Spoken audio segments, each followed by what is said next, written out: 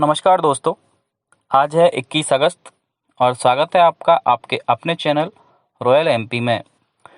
यहाँ पर आप सुनते हैं मध्य प्रदेश की सभी महत्वपूर्ण खबरें। खबरों की शुरुआत करते हैं हेडलाइन से। इंदौर लगातार चौथी बार बना देश का स्वच्छतम शहर, प्रदेश को भी मिला तीसरा स्थान। प्रदेश के प्रतिभाशाली विद्यार्थियों के लिए सरकार चलाएगी प्रखर और अंकुर योजनाएं। प्रदेश में कोरोना संक्रमितों की संख्या 48,000 से ज़्यादा, 36,475 लोग हुए स्वस्थ। राष्ट्रीय भर्ती एजेंसी के गठन का युवाओं के साथ साथ शिक्षावादियों ने भी किया स्वागत। और मौसम विभाग ने दी 22 जिलों में भारी बारिश की चेतावनी। खबरों पे चलते हैं विस्तार से। स्वच्छ सर्वेक्षण 2020 में प्रदेश का इंदौर शहर एक बार फिर देश का सबसे स्वच्छ शहर घोषित किया गया। वहीं गुजरात का सूरत दूसरे और महाराष्ट्र का नवी मुंबई तीसरे स्थान पर रहा। केंद्र सरकार द्वारा स्वच्छ सर्वेक्षण 2020 के नतीजे कल घोषित किए गए। इंदौर को लगातार चौथी बार यह उपलब्धि मिली है। प्रदेश को भी देश में तीसरा स्थान हासिल हुआ है। वहीं इंदौर के अलावा प्रदेश के भोपाल, ग्वालियर और जबलपुर भी देश के शीर्ष 20 स्वच्छ शहरों की सूची में स्थान बनाने में कामयाब रहे हैं। वहीं खंडवा, कटनी, रतलाम, खरगोन, छिंदवाड़ा, बुरहानपुर, सिहोरा, उज्जैन, मऊ, छावनी, शाहगंज को अलग अलग श्रेणियों में सम्मानित किया गया है। इंदौर के सांसद शंकर लालवानी ने कहा कि लक्ष्य केंद्रित अभियान के कारण ये संभव हुआ है। स्कूल शिक्षा राज्य मंत्री इंदर सिंह परमार ने कहा कि नई शिक्षा नीति के तहत प्रतिभाशाली विद्यार्थियों के लिए विशेष योजना प्रखर चलाई जाएगी। इसमें ऐसे विद्यार्थियों को इंजीनियरिंग, मेडिकल, क्लेट की विशेष कोचिंग दी जाएगी। आज मंत्रालय में विभागीय गतिविधियों की समीक्षा के दौरान उन्होंने कहा कि आत्मनिर्भर मध्य प्रदेश में स्कूल शिक्षा में परिवर्तन लाने के लिए भाषा और गणित की मूलभूत दक्षताओं में सुधार जरूरी है। इसके लिए प्रोजेक्ट अंकुर शुरू किया जाएगा।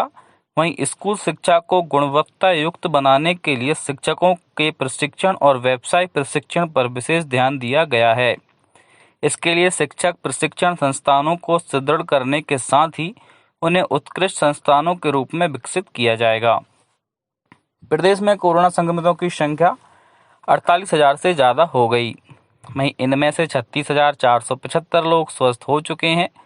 भोपाल जिले में कोरोना संक्रमित 143 नए मरीज सामने आने के बाद अब इनकी संख्या बढ़कर 9,000 से अधिक हो गई, जबकि इनमें से 7,000 से अधिक मरीज कोरोना संक्रमण को मात देकर घर पहुंच चुके हैं। उज्जैन जिले में कोरोना संक्रमण के 25 नए सामने आने के बाद अब इनकी संख्या बढ़कर 1,500 हो गई, जबकि इनमें से 1,000 से अधिक मरीज इलाज के बाद ठीक होकर घर पहुंच चुके हैं। होशंगाबाद जिले में 10 संक्रमित मिलने के बाद कोरोना प्रभावितों की संख्या बढ़कर 423 हो गई, जिनमें से 283 स्वस्थ हो चुके हैं।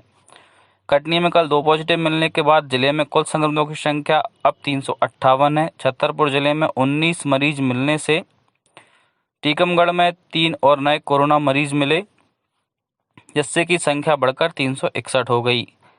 ग्वालियर जिले में 161 लोग कोरोना संक्रमित मिले हैं। जिले में अब कोरोना संक्रमितों की संख्या 4,000 से अधिक हो गई है। इस महामारी से जिले में अब तक 2,904 लोग ठीक हो चुके हैं। अनूपपुर में कल 3 और बैतूल जिले में 14 लोगों को स्वस्थ होने पर कोविड केयर सेंटर से छुट्टी दे दी गई। अशोकनगर जिले में कल 1 पॉजिटिव मिलने के बाद संक्रमितों की संख्या 148 हो गई। नीमच जिले में कल 3 पॉजिटिव मिले हैं।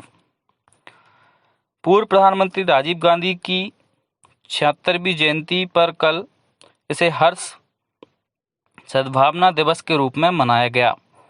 प्रधानमंत्री नरेंद्र मोदी ने पूर्व प्रधानमंत्री दिवंगत राजीव गांधी को उनकी 76वीं जयंती पर श्रद्धांजलि अर्पित की।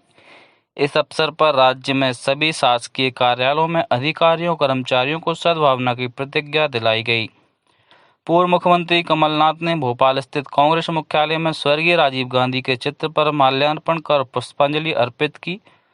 जबलपुर, उमरिया, आगरमालवा, मंदसौर, टीकमगढ़, गुना, श्योपुर जिलों में भी सद्भावना दिवस मनाए जाने के समाचार मिले हैं। केंद्रीय मंत्रिमंडल द्वारा राष्ट्रीय भर्ती एजेंसी के गठन का प्रदेश में भी लोगों ने स्वागत किया। भारतीय जनसंचार संस्थान नई दिल्ली के महानिदेशक प्रोफेसर संजय द्विवेदी ने इसे क्रांतिकारी कदम करार दिया। वहीं माखनलाल चतुर्वेदी राष्ट्रीय पत्रकारिता विश्वविद्यालय भोपाल के प्रोफेसर डॉक्टर रंजीव गुप्ता ने इसे युवाओं के हित में बताया। छतरपुर के युवा भी सरकार की इस पहल से खुश हैं। पॉलिटेक्निक कॉलेज रायसेन की दीपा इंद्रवाल, जो कि प्रोफेसर हैं, ने एक देश का एक परीक्षा की नीति पर अमल बताया। गृह मंत्री डॉक्टर नरोत्तम मिश्रा ने कहा कि आत्मनिर्भर मध्य प्रदेश में सुशासन के लिए उत्कृष्ट रोड मैप तैयार किया जाएगा। वे कल मंत्रालय में रोड मैप के ड्राफ्ट को अंतिम रूप देने के लिए मंत्री परिषद समूह की बैठक की अध्यक्षता कर रहे थे। प्रदेश में लाइसेंसी विदेशी मदिरा दुकानों पर विक्रय सूची अनिवार्य रूप से लगाने के निर्देश दे दिए गए। प्रदेश की सभी मदिरा दुकानों पर विक्रय दरों के प्रदर्शन का प्रावधान है। आबकारी विभाग ने अब विदेशी मदिरा दुकानों पर ब्रांड वार और लेवल वार मदिरा के विक्रय दरों का प्रदर्शन अनिवार्य रूप से किए जाने के लिए कहा है। प्रदेश के अधिकतर इलाकों में मानसून की झड़ी लगी है। कई जिलों में बारिश के कारण जनजीवन पर असर पड़ा है। वहीं कई गांवों का शहरों से संपर्क टूट गया है। मौसम विभाग ने आज भी होशंगाबाद, डिंडोरी, नरसिंहपुर और जबलपुर सहित 22 जिलों में भारी बारिश की चेतावनी दी है।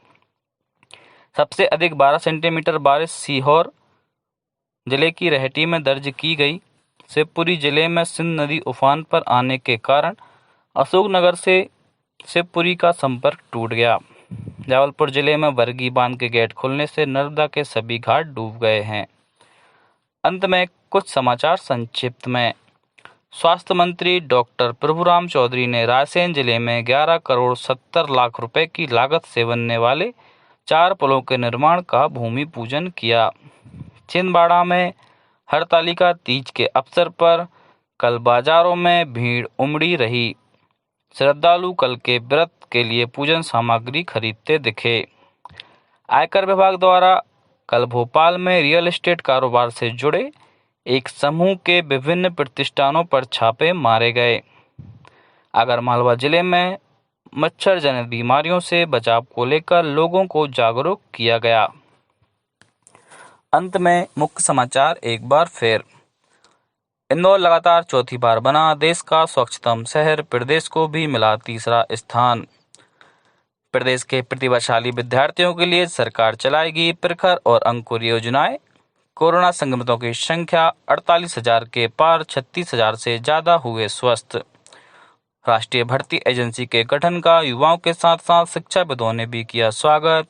और मौसम विभाग ने दी 22 जिलों में भारी बारिश की चेतावनी। आज के समाचारों में इतना ही। कल मिलते हैं। धन्यवाद।